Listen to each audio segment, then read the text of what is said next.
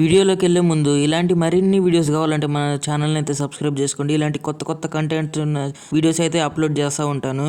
అసలు ఈ 35mm అంటే ఏంది, 70mm అంటే ఏందో ఇప్పుడు చూసుకుందాం.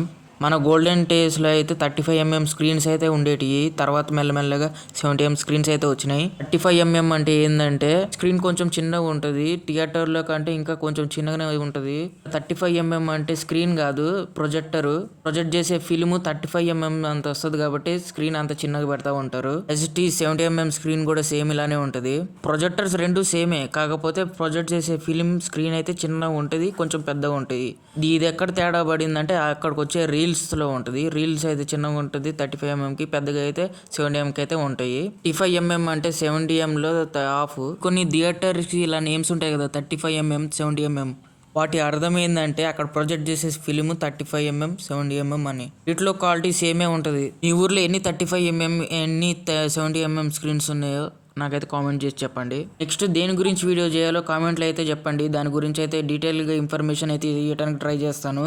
Thank you for watching. Subscribe my channel.